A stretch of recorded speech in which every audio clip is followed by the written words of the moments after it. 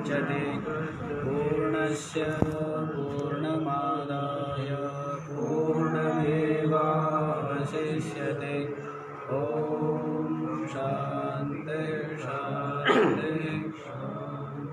ओम सहना भवतु सहनौ भुनक्तु सह वीर्यं करवावहै तेजस्विनावधीतमस्तु मा विद्विषावहै।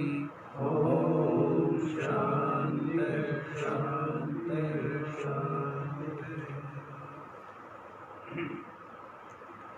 हाँ जी, कहाँ तक हुआ है? 8 श्लोक। तो ये तो हो ही गया है। ज्ञान विज्ञान के द्वारा जो तृप्त है, जिसका चित्त अचल है और जिसने अपनी इंद्रियों को विजित कर लिया, तो युक्त इति उच्यते। तो उसको क्या कहा जाता है? युक्त। युक्त कहा जाता है, योगी कहा जाता है। ऐसा जो योगी है वो समलोष्टास्म कांचना। लोष्ट, अस्म और कंचन।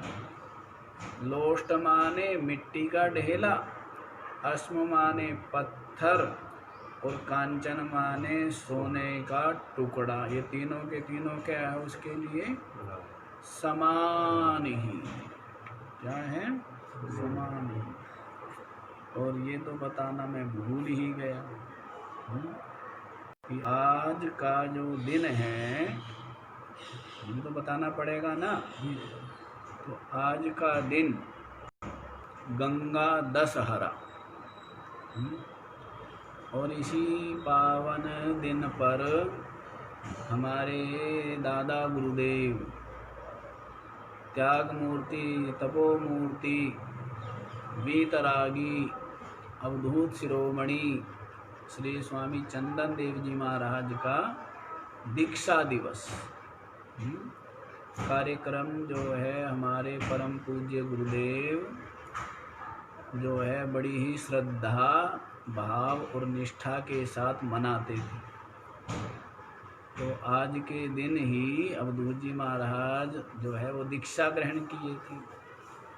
ये कार्यक्रम चलता प्रतिवर्ष चलता आ रहा है और हर वर्ष तो खूब भीड़ होती थी। और इस वर्ष तो पता ही है कि महामारी के कारण से आना जाना प्रतिबंधित है। इकट्ठे होना, भीड़ होना प्रतिबंधित है। तो इसलिए तो ऐसे जो संत है, जिन संतों के हम ब्रह्मज्ञानी संतों के जो लक्षण पढ़ रहे हैं ना, सुन रहे हैं, तो वे उन संत में घटित थे। वे उन संत में घटित थे, आए हुए थे। इसीलिए उनको अवधूत कहते हैं। संतों की कोटियां है ना, कुटीचक, बहुदक, हंस, परमहंस और क्या आकर के रहने वाली। बहुदक जो भ्रमणशील है, आज कहीं कल तत्व के चिंतन मनन में लगे हुए हैं। जो तत्व के चिंतन मनन में लगे हुए हैं उनको कहेंगे हंस। और परमहंस उनको कहेंगे जो तत्वनिष्ठ है। जो तत्वनिष्ठ है उनको क्या कहेंगे? परमहंस कहेंगे।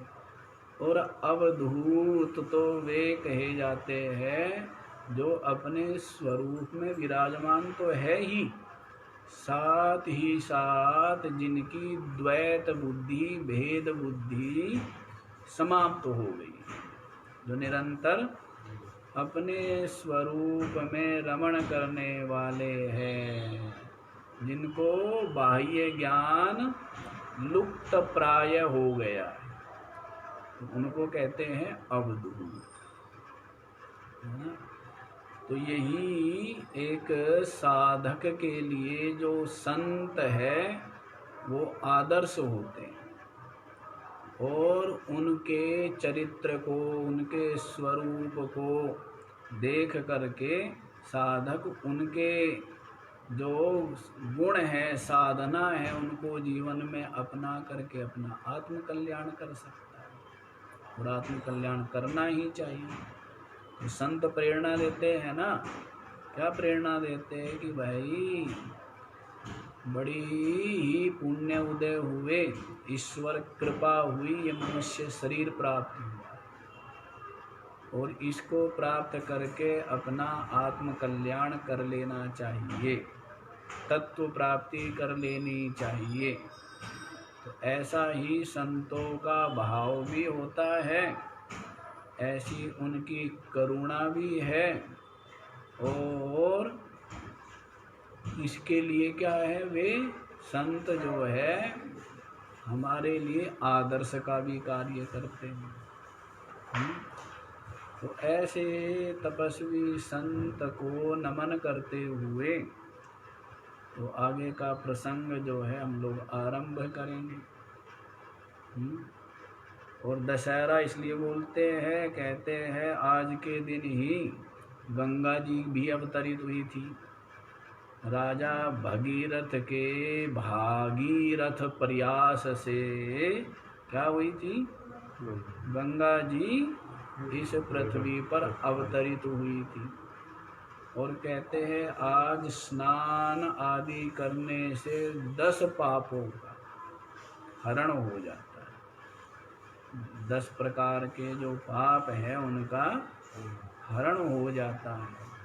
और आप लोग तो रोज स्नान करते हो ज्ञान गंगा में, इसके समान तो है। स्वयं श्री कृष्ण कह रहे हैं, नहीं ज्ञानेन सदृशम पवित्रमिह विद्यते। ज्ञान के समान तो गंगा जी भी पवित्र नहीं है। न गंगा, न यमुना, न सरस्वती, जितना पवित्र ज्ञान है पवित्र करने वाला, उतना गंगा जी है क्या? गंगा पवित्र कर देगी, शरीर को कर देगी। और मान लो भक्तों की भावना के अनुसार, मान लीजिए पाप से भी आपको हटा दें, आपके पाप भी धो दें, लेकिन दोबारा फिर पाप चिपट जाएंगे, दोबारा फिर पाप चढ़ जाएंगे। लेकिन जो ज्ञान गंगा में स्नान करेगा, किस गंगा में, कि ये कि मैं शरीर नहीं हूँ, इंद्रिया प्राण मन बुद्धि नहीं हूँ, मैं आत्मा हूँ, इस प्रकार की आत्मज्ञान की गंगा में जो स्नान करता है तो सारे पाप से तो मुक्त हो ही जाता है, पाप ताप संताप से तो, और आगे फिर चढ़ने की संभावना भी नहीं रहती। आगे फिर पाप आदि उसको चिपटते भी नहीं है। तो ऐसी है कोई गंगा है इस ज्ञान गंगा के अतिरिक्त? इस ज्ञान गंगा के अलावा ऐसी कोई गंगा नहीं। तो चलो उस गंगा में स्नान करने का तो अवसर नहीं मिल रहा आप लोगों को, हैं? इन ज्ञान गंगा में तो स्नान करने का अवसर मिल ही रहा है ना। और अब तो इनके माध्यम से भी मिल जाता है, मोबाइल के माध्यम से भी ज्ञान गंगा में स्नान करने का मौका मिल जाता है। हाँ, लेकिन अब ये बात अलग है, बहुत से जो लोग हैं वो जाते हैं गंगा जी और गंगा किनारे बैठ के आ जाते हैं, ना तो उनका श्रद्धा है ना उनका भाव ही है, तो वो किनारे पर बैठ कर के आ जाते हैं और ये सोचते हैं अरे हाँ गंगा स्नान से पाप दूर होते हैं क्या। तो वैसे ही सत्संग की ये गंगा है। बहुत से लोग जो है यही दृष्टिकोण अपनाए रहते हैं, भाव भक्ति श्रद्धा होती नहीं, और पानी ज्ञान का ऊपर पढ़ते पढ़ते भी वो क्या रह जाते हैं, अनभीगे ही रह जाते हैं। क्या रह जाते हैं? वो उससे भीग ही नहीं पाते, स्नान ही नहीं कर पाते इस ज्ञान गंगा में। वे तो और भी अधिक दुर्भाग्यशाली हैं। सुलभ हो गई तो पुण्य है, और सुलभ वस्तु का लाभ न उठाए तो दुर्भाग्य है। सुलभ वस्तु का लाभ, जैसे मनुष्य शरीर का लाभ, जैसे सत्संग का लाभ, और जैसे ये आत्मज्ञान का लाभ, उठाना न उठाना किसके ऊपर है? आपके स्वयं के ऊपर है। मनुष्य शरीर भी मिल गया, सत्संग भी सुलभ हो रहा है, और सत्संग भी ऐसा जो कि यथार्थ का, परमार्थ तत्व का दर्शन कराने वाला है। ऐसे सत्संग को भी, मनुष्य शरीर को पा करके भी जो व्यक्ति मूढ़ता में, प्रमाद में, आलस्य में, बहिर्मुखता में पड़ा रहे, तो उसमें किसी अन्य का दोष नहीं है, स्वयं का ही दोष है। किसका दोष है? स्वयं का ही दोष है। तो भाई ये बहिर्मुखता से बचना चाहिए। बहिर्मुखता का साम्राज्य बहुत अधिक। और इस चित्त को यदि कहे कि बैठो सत्संग सुने, तो सत्संग महाराज 1 घंटे से ज़्यादा हो गया है, और इधर उधर बैठ के बात करनी हो तो कोई समय का भान रहता है। अभी तो बैठी है। हाँ, अभी तो बैठे ही थे, तो उसमें आनंद आता है नहीं? हाँ, तो क्यों? क्योंकि बहिर्मुख चित्त की बहिर्मुखता क्या है? स्वभाव बनी हुई है। तो उसको अंतर्मुख बनाना यही साधकता है, यही साधकपना है। चित्त को बहिर्मुखता से हटा करके, कल भी बोला ही था ना कि प्रशान कृत्वा बहि बाह्यान, क्या बतलाया था? 5वें अध्याय के अंतिम से 2 श्लोक पहले क्या बतलाया था? कि ये जो इंद्रियों से विषयों को बाहर ही करके, ये बतलाया था ना कि इंद्रियों से विषयों को बाहर ही करके भ्रू के मध्य में जो ध्यान परायण है, ऐसा बतलाया था। तो इसी बात को बतलाया है कि भाई बहिर्मुखता का परित्याग करना चाहिए। क्या करना चाहिए? बहिर्मुखता का परित्याग करो। तो यहाँ पर ध्यान का ही विषय चल रहा है। कर्मयोग हो गया मल की निवृत्ति के लिए, अब विक्षेप की निवृत्ति के लिए क्या चल रहा है? ध्यान योग। तो ध्यान योग के ही अंतर्गत बतलाया है आपको, और उसके पश्चात है ज्ञान योग। तो कर्मयोग से भी जो संस्कृत अंतःकरण वाला है, और ध्यान योग के द्वारा भी जो जिसका विक्षेप दूर हो गया है, तो उसके लिए बतलाते हैं 6ठे अध्याय का 9वां श्लोक, 9वां। सुहृन् मित्रार्युदासीना मध्यस्था द्वेष्य बन्धुषु साधुष्वपि च पापेषु समबुद्धिर्विशिष्यते। सुहृन् मित्र अरि उदासीन मध्यस्थ द्वेष्य बन्धुषु साधुषु अपि च पापेषु समबुद्धिः विशिष्यते। सुहृन् माने सुहृद। इसको बतलाया था सुहृद, जो बिना अपेक्षा किए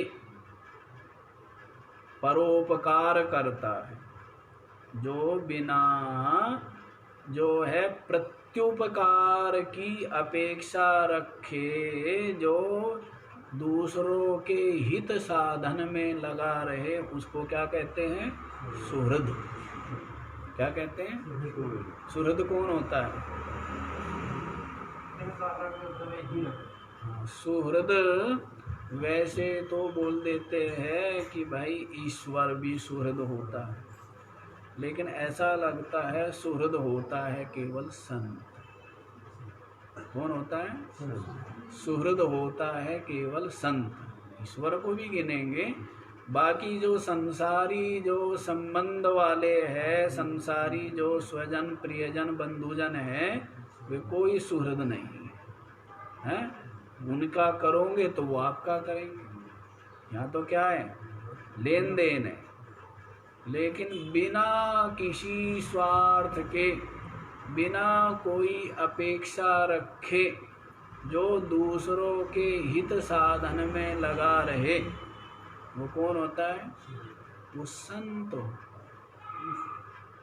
सुहृदः सर्वदेहिनां, जो संतों के लक्षण आए हैं श्रीमद् भागवत में, तो वहाँ पर ये भी बतलाया है सुहृदः सर्वदेहिनां, जो संपूर्ण देहधारियों का सुहृद है, सबका मंगल, सबका कल्याण, जिसको अभीष्ट है, जो चाहता है, सबको जिसने अभय प्रदान किया, सबको क्या है? अभय प्रदान किया है कि सब मेरी आत्मा ही तो है। इस प्रकार की निष्ठा होने से वो सबका क्या हो गया? सुहृद हो गया, है ना? सुहृद मित्र। मित्र किसको कहते हैं? आप उसकी सहायता करो तो समय आने पर वो भी आपकी सहायता करेगा, तो ये लेन देन हुआ। ये क्या है? हाँ, तो उसको मित्र कहते हैं, जो स्नेह करता है अपने को, लेकिन जो मित्रता क्या होती है? वो दोनों पर टिकी हुई है, वो उसका करेगा, वो उसका करेगा, उसको मित्र।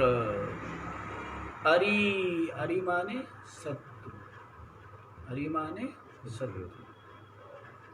उदासीना, और जो उदासीन है, उदासीन माने जैसे पक्ष और विपक्ष दोनों में से किसी का भी जो झुकाव नहीं रखता है, वो क्या है?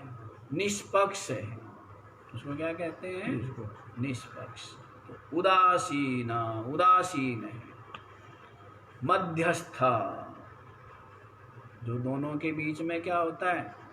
मध्यस्थ की भूमिका में होता है, दोनों का तटस्थ है, दोनों का ही क्या है? तटस्थ है, दोनों का ही हितैषी मानिए। इसको क्या कहेंगे?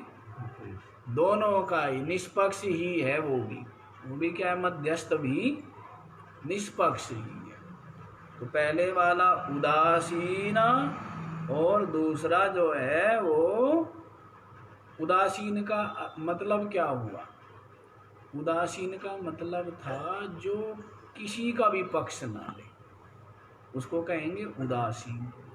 और मध्यस्थ कहेंगे जो दोनों का पक्ष ले।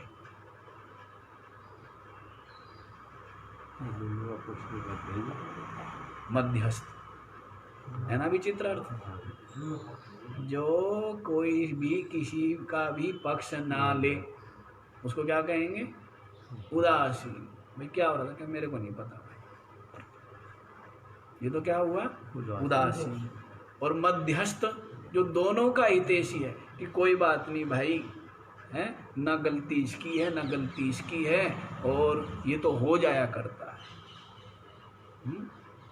ये तो अपने आप ऐसा संयोग बन गया। दोनों का ही जो हित चाहता है, उसको क्या कहेंगे? मध्यस्थ कहेंगे। और जिसको दोनों से ही कोई मतलब ना हो, उसको क्या कहेंगे? उदासीन। द्वेष्य, जो द्वेष करने वाला है,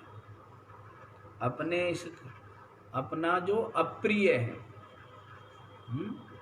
अपने से जो द्वेष करने वाला, बंधु सो, और जो अपने संबंधी है, बंधु बांधव ये क्या है, जो अपने संबंधी है, अच्छी प्रकार से बांध के रखते हैं। क्यों जी सेठ जी, बांध के रखते हैं ना, आदमी को लगता है मैं खुला हूँ, मैं खुल रहा हूँ, और वे बांध के रखते हैं, बांधा हुआ है ना। वो मीठा बोल देंगे, 10 कड़वी बताएंगे, 10 कड़वी सुनाएंगे और एक मीठी, तो वो कड़वी याद नहीं रहेगी, वो मीठी याद रहेगी।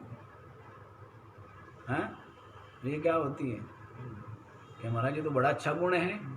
अच्छा गुण यदि ये व्यवहार में हो तो अच्छा है, लेकिन तो मोह के कारण से है ना, तो इसलिए अच्छा नहीं है। तो संबंधी, बंधु माने जो अच्छी प्रकार से बांध के रखते हैं। साधु स्वभी, और जो साधु है, जो क्या है, साधु है, मतलब जो शास्त्र अनुकूल आचरण करने वाला है उसको साधु कहेंगे। और पापेषु, और जो शास्त्र विरुद्ध आचरण करने वाला है उसको क्या कहेंगे, पापी। उसको क्या कहेंगे, पापी। तो इन सब में समबुद्धि विशिष्यते, जो समबुद्धि रखता है, इन सब में क्या करता है, वो समबुद्धि रखता है, वह विशिष्यते माने वही विशिष्ट है।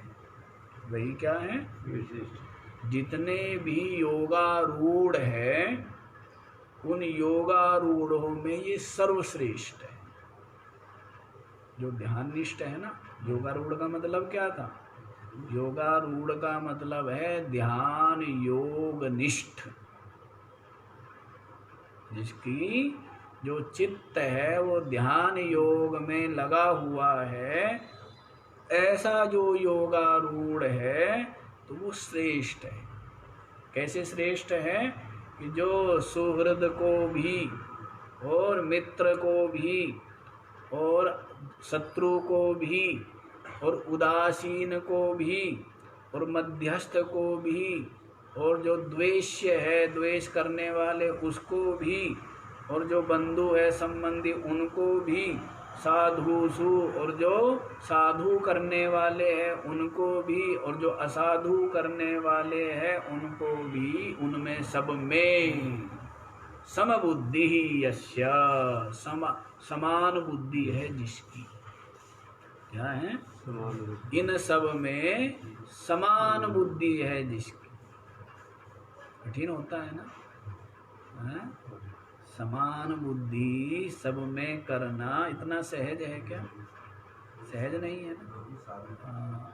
जो सब में आत्मदर्शन करने वाला है, जो अपनी आत्मा से भिन्न दूसरे की सत्ता नहीं मानता है, तो वही समता में स्थित हो सकता है। पीछे भी बताया था ना, निर्दोषम ही समम ब्रह्मा, बताया था ना, क्या बतलाया था कि ये साम्ये स्थितम मनः, क्या बतलाया था, जिसका मन समता में स्थित है वो क्या है, वो ब्रह्म में ही स्थित है। यही तैर्जितः सर्गो येषां साम्ये स्थितं मनः, उसने यहीं पर इस शरीर के रहते रहते क्या कर लिया, जन्म मृत्यु को जीत लिया।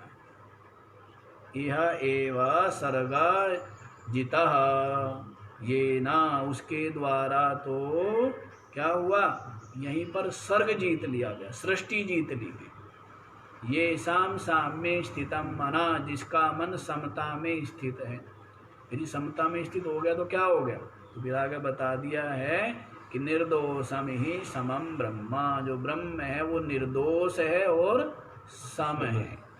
क्या है, दोष रहित है और सम है। तस्मात् ब्रह्मणि ते स्थिता, इसलिए जो समता में स्थित है वो ब्रह्म में ही स्थित है। जो समता में स्थित है वो किस में स्थित है, ब्रह्म में ही स्थित है। समबुद्धि माने ब्रह्म बुद्धि, वहां पर समझाया था ना। समबुद्धि माने ब्रह्म बुद्धि है सब में जिसकी, सब में इसका ब्रह्म का ही दर्शन कर, है ना। तो उसी बात को यहाँ पर बता दिया है, समबुद्धि विशिष्यते, जो सब में समबुद्धि रखता है, पंडिता समदर्शिना, वहां पर बताया था। वैसे ही यहाँ पर तो सब में ब्रह्म का दर्शन करने वाला, तो उससे श्रेष्ठ तो कोई क्या होगा। जो सब में ब्रह्म का दर्शन करने वाला है, तो उससे कोई श्रेष्ठ है क्या? कोई श्रेष्ठ नहीं है। वो सुहृद में भी, मित्र में भी, शत्रु में भी, उदासीन में भी, मध्यस्थ में भी, और जो है द्वेष्य में भी, बंधु में भी, साधु में भी, और असाधु कर्म करने वाले पापात्मा में भी जो समदर्शन करता है। बड़े विचित्र बात है। महात्मा लोग ऐसे भी हमने अनुभव में आए हैं कि उनके लिए तो सब समान ही, साधु आ गया और एक आ गया दुष्ट आ गया। तो हमने ऐसे भी महात्माओं के दर्शन किए, हमने उन महात्माओं में ये भी गुण देखा है कि कोई भेद नहीं, उनकी आंतरिक दृष्टि में, उनके निश्चय में कोई भेद नहीं। बड़ा आश्चर्य होता है, जबकि मनुष्य जो दुष्ट होगा उसका पापी की तरफ झुकाव होगा, सज्जन से द्वेष होगा। जो सज्जन व्यक्ति होगा, साधक होगा, उसका सज्जन से प्रेम होगा, दुष्ट से घृणा होगी, स्वाभाविक है ना। लेकिन इससे भी ऊपर उठना सहज बात है। अभी कोई मारने वाला हो, उससे आप द्वेष करोगे ही, और कोई बचाने वाला हो, उससे आप क्या करोगे?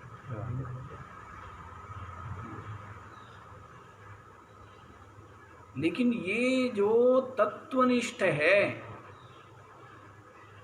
इसकी दृष्टि में ये भेद ही नहीं है, सबके सब उसकी अपनी आत्मा ही हो। आत्मैवा भूत विजानता, सब मेरी आत्मा ही है, ऐसा जो जानने वाला है, तो समबुद्धि हुआ, ब्रह्म बुद्धि हुआ। तो बड़ा आश्चर्य होता है, हम लोगों को तो बड़ा विचित्र लगता था। हमने जैसे महात्माओं का आचरण देखा तो बड़ा विचित्र लगता था कि इनकी तो दोनों में ही समान बुद्धि है। ये नहीं कि अरे ये पापी है, ये पापी है, ये अधर्मी है, विधर्मी है, तो इसको थोड़ा सा दूर रखो, या उसके प्रति एक मन में एक रोष या क्षोभ या एक प्रकार की है निराशा, उदासीन, ऐसा बिल्कुल नहीं। वो उसके साथ भी ऐसे ही मिल रहे हैं या प्रेम कर रहे हैं या वार्तालाप कर रहे हैं जैसे कि ये भी पुण्यात्मा ही है। कहना बहुत सहज है। संस्कार इतने गहरे बैठे हुए हैं, इतनी सहजता से निकलते हैं क्या? इतनी सहजता से निकलते ही नहीं। लेकिन जिनके संस्कारों के स्थान पर ब्रह्म बैठ गया, कौन बैठ गया? अपना स्वरूप चित्त में जिनके ठहर गया, तो अब तो वहाँ संस्कार तो रहे नहीं, तो इसलिए उसके लिए तो सबके सब क्या है? ब्रह्म ही है, सब है। इसीलिए कह दिया है समबुद्धि ही विशिष्यते, ऐसी जिसकी बुद्धि है, ब्रह्म बुद्धि जिसकी है, वो विशिष्ट है, ध्यान योगियों में सर्वश्रेष्ठ। आगे बताएं। योगी युञ्जीत सतत मात्मानं रहसि स्थितः एकाकी यत चित्तात्मा निराशीरापरिग्रह योगी युञ्जीत सततं आत्मानं रहसि स्थितः एकाकी यतचित्तात्मा निराशी अपरिग्रह योगी युञ्जीत सततम। योगी को, किसको? योगी माने उस ध्यान योगी, उसको जो ध्यान योगी है वो सततम युञ्जीता। सततम माने निरंतर, युञ्जीता माने लगे। किसमें लगे? ध्यानाभ्यास। किसमें लगे? सततम माने निरंतर। सततम माने पीछे बता दिया था, मुनि ही मोक्षः परायणः। कर्मयोगी, देखो दो प्रकार की निष्ठा बताई थी पहले, समझा दी अच्छे से, कर्मयोग और ज्ञान योग। लेकिन कर्मयोग के अंतर ही हमने ध्यान योग भी लिया था, तो तीन हो गए, कर्मयोग, ध्यान योग जिसको समाधि योग भी कहा है, और ज्ञान योग। ठीक है, तो कर्म योग तो आपको पता ही है, मल की निवृत्ति के लिए कर्म योग, विक्षेप हटाने के लिए ध्यान योग। अब ध्यान योग को समाधि योग भी कहेंगे, उपासना भी कह देंगे, भक्ति भी कह देंगे, ईश्वर की, सगुण ईश्वर आदि की भक्ति, तो ये गुरु की भक्ति, ये सब किस में आ जाएंगे? ध्यान योग में। और उसके पश्चात है ज्ञान योग, आवरण भंग के लिए, तो ये पीछे बता ही दिया है। तो कर्म योग वाला जो है वो तो अंतःकरण की शुद्धि के लिए लगा हुआ है, और ये जो ध्यान योगी है ये किस लिए लगा हुआ है? ये भी लगा हुआ है विक्षेप की निवृत्ति के लिए। किस लिए? जो चित्त की चंचलता है वो समाप्त हो जाए। और मल विक्षेप, निषादास जी ने तो बता दिया, मल विक्षेप जाके नहीं किंतु एक अज्ञान हवे चव साधन सहित नर सो अधिकृत मतिमान। बताया ना, मल विक्षेप जिसके नहीं है, किंतु एक अज्ञान, अज्ञान रह गया, बस मल विक्षेप दूर हो, ऐसा चव साधन, चार साधन युक्त जो अधिकारी है, वही बुद्धिमान अधिकारी है ग्रंथ का, ज्ञान का। विचार कर लियो, ज्ञान के अधिकारी हो या नहीं हो। क्यों जी सेठ जी, क्या बताया है? मल और विक्षेप, कर्मयोग, निष्काम कर्मयोग से मल दूर हो गया, और ध्यान योग से विक्षेप भी नष्ट हो गया, चित्त जिसका ठहर गया है, शांत हो गया। और चार साधन, विवेक, वैराग्य, सठ संपत्ति और मुमुक्षुता, इनसे जो संपन्न है वही इस ज्ञान के श्रवण का अधिकारी, और उसका किया हुआ श्रवण ही फलदायी होगा। अब श्रवण व्यक्ति करता रहता है, श्रवण फल कभी देता नहीं। जैसे पौधे तो लगाए, फल नहीं आए जी, क्यों तुलसीदास? ऐसे भी होता है ना, पेड़ लगा देते और फल कहते फल आए नहीं। नींबू के पेड़ लगा दिए, इतने बड़े बड़े हो गए, फल आए नहीं। तो श्रवण जो है वो फलदायी नहीं होना का मतलब क्या? मनन ना होना, अंतर्मुखता का न आना। अंतर्मुख हो करके निरंतर मनन न होना, बुद्धि में श्रवण करके ठहरता ही नहीं है, उड़ जाता है, क्या सुना था पता ही नहीं। तो कारण क्या है? कारण यही है, मल विक्षेप बने हुए, कारण यही है कि साधन चतुष्टय का संपादन ठीक से नहीं हुआ। तो श्रवण का जो अधिकारी बन गया, मनन तो होगा ही होगा, और होगा क्या फिर? श्रवण के अनंतर मनन होगा नहीं क्या? होगा ही होगा। और मनन होगा तो फिर निधिध्यासन होगा ही होगा। निधिध्यासन होगा तो तत्वनिष्ठा होगी ही होगी, इसमें कोई संशय संदेह वाली बात नहीं। तो इसलिए यहाँ पर इस बात को स्मरण रखना कि ये जो ध्यान योगी है मोक्ष परायणा, कैसा है ये?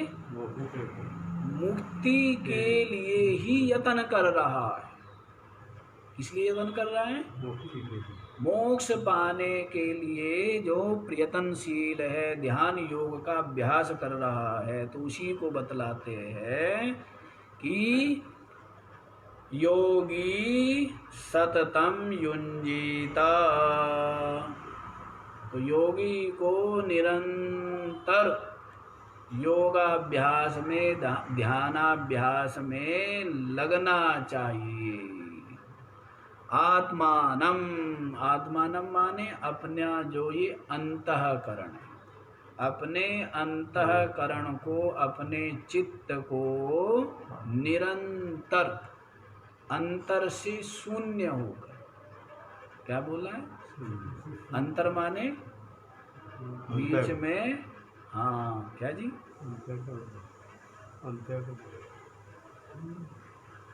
अंतर माने बीच में और कोई व्यवधान ना हो और दूसरी कोई वृत्ति ना आए। सततम युंजीता, निरंतर क्या करे? अपने चित्त को ध्यान के अभ्यास में लगाए। रहसी स्थितः एकांते, कहाँ पर? एकांत में। एकांत माने अंत में एक ही रह जाए। एकांते माने हाँ, एक में ही जिसका अंत हो जाता है, एक रह गया बस, दूसरा कोई ना हो। एकांत माने दूसरा जो है वो ना हो, दूसरा ना हो। गिरी गुहादौ लिख दिया है, कहते भाई पहाड़ पे या गुफा आदि में। यहाँ पर पहाड़ पे या गुफा आदि, जहाँ भी एकांत में, जहाँ पर भी एकांत में, उसको अभ्यास करना चाहिए। लेकिन जो अभी आरंभिक साधक है, उनको एकांत सेवन उनके लिए बताया था ना, क्या हो जाता है? विनाश का हेतु हो जाता है। अपरिपक्व वैराग्य वाले के लिए एकांत विनाश का हेतु बन जाता है। हाँ, जिसका वैराग्य परिपक्व है तो उसके लिए तो वो साधक ही है, लाभप्रद ही। तो रहसी स्थिता एकांते, स्थितः एकांत में जो स्थित हो करके, एकाकी कहते एकांत में भी, कह भाई दोनों करेंगे। चलो कहीं आदमी को जाना भी हो, क्या जी इसको भी भेज दो मेरे साथ, तो समझ में आ जाता है। जिसको दूसरे की आवश्यकता है तो वो कितना साधन भजन कर पाएगा, या कितना वो अंदर से राग शून्य या एकांत में है, वो पता लग जाता है। जिसको दूसरा चाहिए, क्या चाहिए? दूसरा चाहिए। और अब तो मोबाइल साथ में रहता है हम लोगों के, तो दूसरा नहीं, तीसरा, चौथा, पांचवा, 10वां, 20वां सब रहते हैं, सब रहते हैं ना। मोबाइल है, अब और की जरूरत ही नहीं। मोबाइल है तो और की जरूरत है क्या किसी की? हैं? हाँ, इसमें जैसे रूप चाहो वैसे रूप आएंगे। हैं? नेता का चाहो, अभिनेता का चाहो, नाटक का चाहो, सब आ जाएंगे ना। हाँ, तो दूसरे की आवश्यकता नहीं रही, तो ये एकांत नहीं हुआ, ये एकाकीपना नहीं हुआ। एकाकी का मतलब है असहाय। भाष्यकार ने बताया एकाकी का मतलब असहाय, कोई दूसरा सहायक ना हो। हैं? वो मेरा पानी भर दे, वो मेरे बर्तन मांज दे, वो मेरे कपड़े धो दे, और वो मेरे लिए भोजन बना दे, और वो मेरे लिए भिक्षा मांग करके ले आए, तो ये सब हाँ, वो ध्यान योगी की ये शर्त नहीं है, वो ध्यान योगी नहीं है। असहाय, दूसरे की सहायता की आवश्यकता ना हो, एक अकेला ही। भूख लगे तो स्वयं ही भिक्षा का उद्योग करें। हाँ, स्वयं ही उद्योग करें, ये नहीं कोई दूसरा ले आए हमारे लिए। तो इसलिए एकाकी यत चित्तात्मा, चित्त और आत्मा जिसकी संयत है। चित्त माने यही चित्त, मन, और आत्मा माने शरीर। तो क्या लेंगे? यत चित्तात्मा, जिसका चित्त और शरीर संयत है। क्या है? शरीर और चित्त जिसका संयत है, तो उसको कहेंगे यत चित्तात्मा। निराशी, किसी भी प्रकार की जो आशा है वो आशा नहीं है। वीत तृष्णा, क्या है? जिसकी तृष्णाएं विगत हो गई है, समाप्त हो गई है, उसको क्या कहेंगे? वीत तृष्णा। वीत तृष्णा वाला, तृष्णा नहीं, इच्छा नहीं। और अपरिग्रह, किसी भी प्रकार का परिग्रह, संग्रह जिसके पास नहीं है, अर्थात जो सन्यासी, किसी भी प्रकार का परिग्रह नहीं है। अब देश काल की बात अलग हो गई है, अब तो सब आश्रमों में सुविधाएं हैं, और अन्यथा पहले तो अपरिग्रह वाली बात होती थी, कोई परिग्रह नहीं है, अगले समय का भी नहीं रखते थे। अब तो भोजन क्या है, 10 दिन तक भी बाहर से हैं भिक्षा ना मिले तो भी गुजारा हो जाता है ना, नहीं हो जाता है? हाँ, लेकिन पहले क्या था, किसी भी प्रकार का कोई परिग्रह नहीं। क्षुधा लगे तो भिक्षा आदि मांग करके क्षुधा को शांत कर, परिग्रह नहीं, संग्रह नहीं। क्यों? यदि संग्रह है तो उसको धूप लगानी पड़ती है ना, नहीं लगानी पड़ती है? खराब ना हो जाए दवाई रखनी पड़ती है, नहीं रखनी पड़ती है? हैं? समय पे धूप लगाओ, समय पर धो। देखो जितनी सुविधाएं हैं ना उतनी दुविधाएं भी है, हैं? अब माता भिक्षा मांग के खाएगा तो ना तो गेहूँ धोने की ज़रूरत, ना सुखाने की ज़रूरत, ना पीसने की चिंता, ना सिलेंडर की चिंता, न बनाने की चिंता, है? केवल खाने खाने की है? और यदि सुविधा है, रख लिया, टंकी भर के रख लिया महाराज। अब हमें कोई वर्ष भर आवश्यकता नहीं है, तो उसको क्या है, संभालना भी पड़ेगा ना। उसमें घुन तो नहीं लग गया है, सुरसुरी तो नहीं लग गई है, उसको दवाई भी रखो, धूप भी लगाओ, उसको धो भी, साफ भी करो, सुखाओ भी। बारिश आ गई तो फिर अंदर भी रखो उठा करके, पूरा सूख गया हो प्रतीक्षा भी करो और संभाल भी करो, बीट तो नहीं कर गया, बंदर तो नहीं हिला के चले गए, हैं? सुविधा है तो दुविधा भी है, और सुविधा कम दुविधा ज़्यादा। पर ये बात अलग है कि व्यक्ति को इन सब चीज़ों में आनंद आने लगता है जैसे संसारियों को आनंद आता है ना, सांसारिक व्यवहार में क्या आता है, आनंद आता है, तो वैसे ही लोगों को भी क्या है, इन सब चीज़ों में आनंद आने लग गया। इतने भक्त, इतना बड़ा मठ, इतना बड़ा जो गाड़ी घोड़ा, लगता है कि मेरे कितने ठाट हैं। ठाट है या वो सबके सब सर पे रखे हुए हैं? हाँ, सर पे रखे हुए। हमने तो दूसरों के सर पे रख दिए, हमने तो अपने सर से उतार के और क्या ना इसके पप्पू के और मनीष के सर पे धर दिया है। क्यों भाई? ये राजेंद्र बड़ा चालाक निकला, इसने तो अपने सर पे रखने नहीं दिया है। राजेंद्र ने अपने सर पे नहीं रखने दिया, पर हमने इसके पप्पू के और इसके मनीष के सर पे धर दिया है कि भाई अब तुम ढो। हमने भी ढोया, पर ढो दिया, कहना यहाँ तक पहुँचाना हमारा काम, आगे पहुँचाना अब तुम्हारा। अब ये सेठ जी यार, ये राजेंद्र, ये दोनों बड़े होशियार निकले, इन्होंने नहीं सर पर रखने दिया बिल्कुल हैं।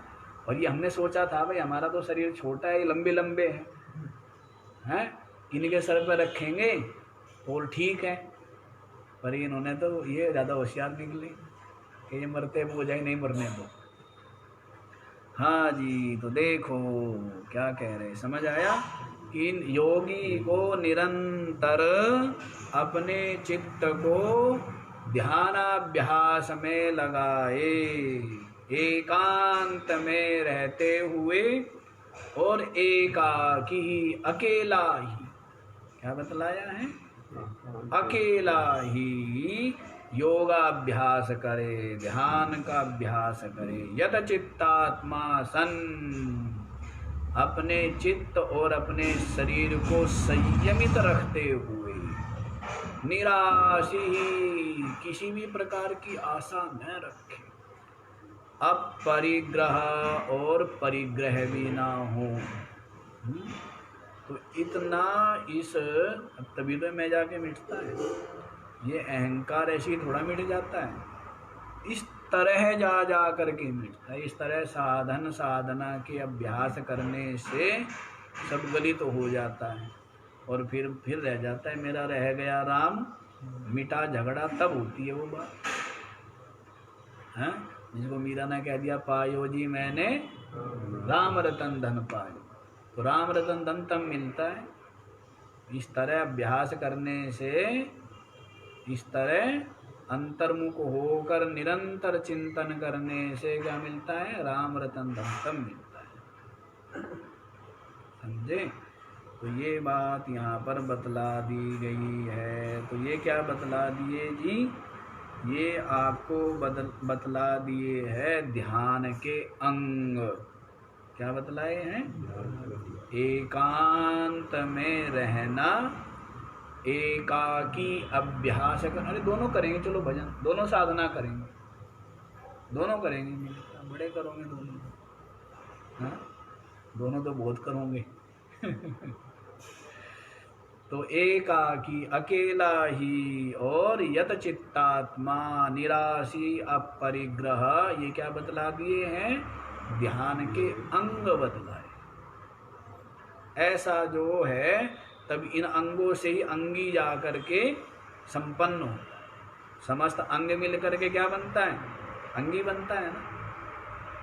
जैसे हाथ, पैर, पेट, गर्दन, गला, मुख, इनको मिला करके क्या बनता है, शरीर, अंगी बन गया ना। वैसे तो ये अंग बतला दिए है योग के। आगे बतलाए, आगे भी सुनो। शुचौ देशे प्रतिष्ठाप्य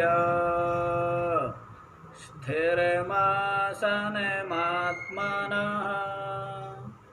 नात्युच्छ्रितं नातिनीचं चैलाजिनकुशोत्तरम्। शुचौ देशे प्रतिष्ठाप्य स्थिरम् आसनम् आत्मनः न अति उच्छ्रितं न अति नीचं चैल अजिन कुशोत्तरम्। शुचौ देशे, इस प्रकार से इन अंग से संपन्न होकर, कौन से अंग बता दिए हैं? एकांत, दूसरा अकेला, तीसरा यत चित्तात्मा, चौथा निराशी और पांचवा अपरिग्रह। इन 5 अंगों से संपन्न हो करके फिर शुचौ देशे आत्मनः स्थिरम आसनम प्रतिष्ठाप्य, पवित्र देश में, पवित्र देश में, पवित्र देश कौन सा है? या तो जो स्वभाव से ही पवित्र हो, स्वभाव से ही पवित्र माने जहाँ पर सामान्य जन की पहुँच ना हो। तो लोग जहाँ पहुँचेंगे वहाँ क्या करेंगे? गंदा कर देंगे। क्या करेंगे? थूकेंगे, हैं, कुल्ला करेंगे, गंदगी फैलाएंगे, खाएंगे और वहीं पर फेंक फूंक देंगे। तो इसलिए कहते हैं जो शुचौ माने पवित्र, स्वभाव से पवित्र हो या फिर पवित्र कर लिया जाए, धो धा करके या गंगा जी जल का छींटा डाल करके या गोबर आदि से लीप करके उसको क्या कर लिया जाए? पवित्र कर लिया जाए। तो ऐसा जो पवित्र देश है उसको कहेंगे शुचौ देशे। पवित्र देश में आत्मना अपना, स्थिरम आसनम, अपना जो आसन, और उस आसन को बिल्कुल स्थिर हो करके, हैं, ऐसा ऐसी जगह ना भी ज़्यादा जहाँ हिल रहा हो आसन में। कई लोग जैसे बैठ के झूले पे ध्यान करने लग जाए, क्या करने लग जाए, हैं, या जो है पेड़ की डाली पर लटक कर रस्सी आदि बांध कर और उसके ऊपर झूला डाल करके उस पर ध्यान करने लग जाए। आत्मनः आसनम माने अपने आसन को, वो भी कैसा हो? स्थिरम, स्थिर हो, हिल डुल नहीं रहा हो आसन, या ऐसा तकत हो है जो चूं चूं चूं चूं करता रहे, हैं, ऐसा भी कई तकत होते हैं ना, आवाज होती रहे तो वो स्थिर आसन नहीं माना जाएगा, ऐसे हिलते रहे। तो स्थिरम आत्मनः आसनम, अपना जो आसन है वो स्थिर आसन को शुचौ देशे प्रतिष्ठाप्य, पवित्र देश में स्थापित करके। कैसा बतला रहे हैं? न अति उच्छ्रितम, जो अत्यधिक ऊंचा भी ना हो, जो अधिक ऊंचा भी ना हो। अधिक ऊंचा होगा तो गिरने का भय बना रहेगा। अधिक ऊंचा होगा आसन तो क्या होगा? गिरने का भय बना रहता है ना। नाति नीचम, और अत्यधिक नीचा भी ना हो। अत्यधिक नीचा होगा तो क्या होगा? केंचुओं का और कान खजूरे बिच्छू आदि के शरीर पर चढ़ने का भय बना रहेगा। तो बहुत ऊंचा भी ना हो और बहुत नीचा भी ना हो। चैल अजिन कुशा उत्तरम, इसके एक के पश्चात एक, एक के उत्तर एक, तो सबसे नीचे बिछाना चाहिए कुशा, उल्टे से लगाएंगे। सबसे नीचे क्या बिछानी चाहिए? कुशा का आसन बिछाना। उसके ऊपर बिछाना चाहिए अजिन, अजिन माने मृग चर्म, उसके ऊपर क्या बिछाना चाहिए?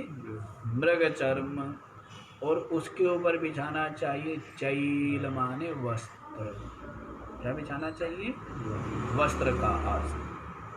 तो इस प्रकार से पवित्र देश में अपने आसन को स्थिर रूप से स्थापित करके, जो न अत्यधिक ऊंचा हो न अत्यधिक नीचा हो, और आसन कुशा का आसन, उसके ऊपर मृग चर्म और उसके ऊपर वस्त्र बिछा करके योगी युंजीता सततम, तो अपने आत्मानम, सततम आत्मानम योगी युंजीता, निरंतर अपने मन को ध्यान के अभ्यास में लगाए। समझ आया? ध्यान योग, ध्यान योग बता रहे हैं आपको। पवित्र देश होना चाहिए, आसन भी अपना ही होना चाहिए। साधन के लिए आसन इसका होना चाहिए। हाँ जी, तो लोग समझते नहीं है, कहाँ कहाँ तक समझाए। जो परमहंस और अवधूत कोटि के जो संत है उनके लिए आसन आदि का विधान नहीं होता है, लेकिन जो साधक है उसको, जैसे जो परमहंस अवधूत कोटि के संत है उनके लिए भिक्षा का भी कोई विचार नहीं है। उनके लिए चाहे वो चांडाल के घर से भिक्षा मांग करके खाए, उनके लिए कोई विचार नहीं है भिक्षा का। उनको जहाँ से मिल जाए, कोई मिल जाए, जो दे दें वही खा ले। लेकिन साधक के लिए तो हर चीज का विचार होना चाहिए कि भाई ये अन्न कहाँ से कमाया, पवित्र है, धर्म पूर्वक कमाया है, पुरुषार्थ परिश्रम से, या अन्याय पूर्वक कमाया है। साधक के लिए हर चीज का विचार होता है। और जो आत्मनिष्ठ हो गया है उसके लिए कोई विचार नहीं। उसको तो भूख लगी और जहाँ जो भी समय पर उपलब्ध हो गया, कोई भी ले आया और कुछ भी ले आया, उसके लिए भी विचार नहीं है। ये सत्वगुणी, रजोगुणी, तमोगुणी आहार आदि का भी कोई विचार नहीं है उसके। लेकिन साधक जो सिद्ध है, जो संत, उसके लिए आसन आदि की भाई अपना ही आसन हो और या फिर अपना ही वस्त्र आदि हो, ऐसा उसके लिए नहीं होता है। लेकिन साधक को तो दूसरे के शरीर को तो छोड़ो, वस्त्र का भी स्पर्श नहीं करना। जैसे मान लो दूसरों का वस्त्र है तो उसका भी स्पर्श नहीं करना चाहिए। अपना ही वस्त्र बिछा करके, आसन बिछा करके बैठना चाहिए।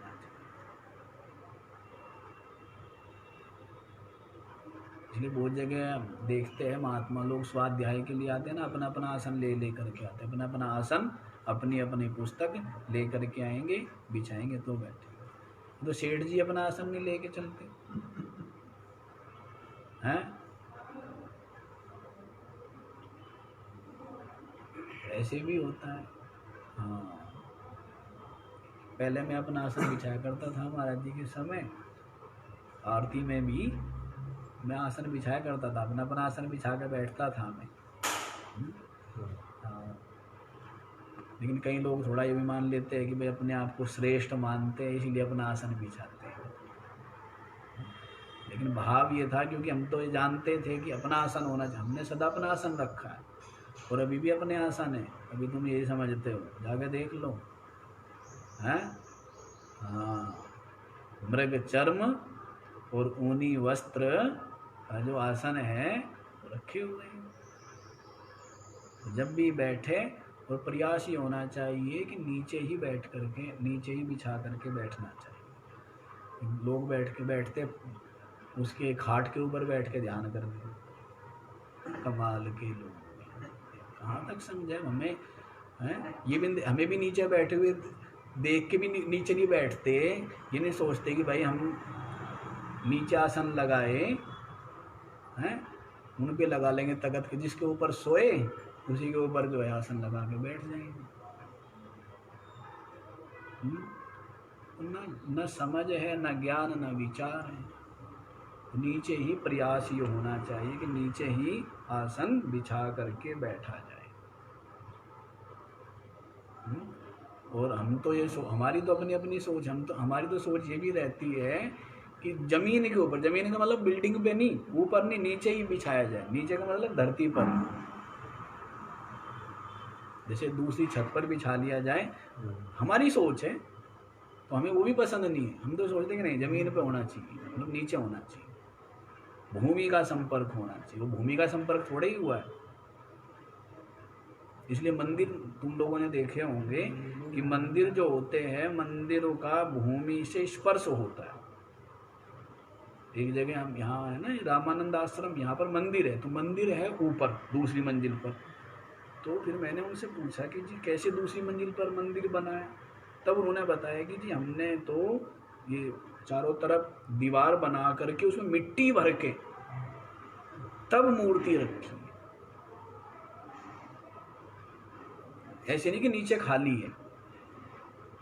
तो मंदिर जो भी मूर्ति है या उसका स्पर्श किससे होना चाहिए? भूमि से स्पर्श होना चाहिए। हम भी मूर्तियों के नीचे लगवाए हुए हैं ना, भूमि से स्पर्श है नहीं है? हाँ, भूमि से स्पर्श होना जरूरी है। तो ऊपर जो बैठ गए तो भूमि से स्पर्श तो नहीं हुआ वो, या हो गया? हाँ, नीचे होना चाहिए, अपना आसन होना चाहिए। और अपने आसन भी कहाँ बिछाना चाहिए? जमीन पर बिछाना चाहिए, जमीन पर। और बैठने का एक अलग ही आनंद है। मैं तो कई बार सोचता हूँ कि तुम लोगों की मौज ज़्यादा, मैं तो बैठता हूँ ऊपर, पर जो नीचे बैठने में अलग आनंद नहीं है, अलग ही खुलापन रहता है, नहीं? हाँ ना, उससे कोई वो नहीं, ये तो आसन है। हाँ जी, तो देखो, तो ना तो अधिक ऊंचा ही हो ना अधिक नीचा ही हो, ऐसा कुशाका मृग चर्म का और वस्त्र का आसन बिछा करके पवित्र देश में अपने आसन बिछा करके योगी युंजीता, योगी को निरंतर अपने चित्त को समाहित करने का अभ्यास प्रयास करना चाहिए, ऐसा बतलाया। समय हो गया इसलिए मैं आगे नहीं बढ़ रहा हूँ। अब तो केवल यही कह रहा हूँ कि ये तो समझ गए आप लोग, नहीं समझे? समझ गए ना? तो आसन अपना रखना चाहिए, दूसरों के वस्त्र आदि का स्पर्श नहीं करना चाहिए। और जो महात्मा हैं वैसे भी हैं तो उनको देखा देखी नहीं चला जाता, उनकी देखा देखी आचरण नहीं करना चाहिए। तो आज इतना ही रख लो भाई, बाकी का कल ही कर लेंगे, समय तो हो गया है। ओम पूर्णमद पूर्णमिदं पूर्णात् पूर्णमुदच्यते पूर्णस्य पूर्णमादाय पूर्णमेवावशिष्यते। ओम शांति शांति।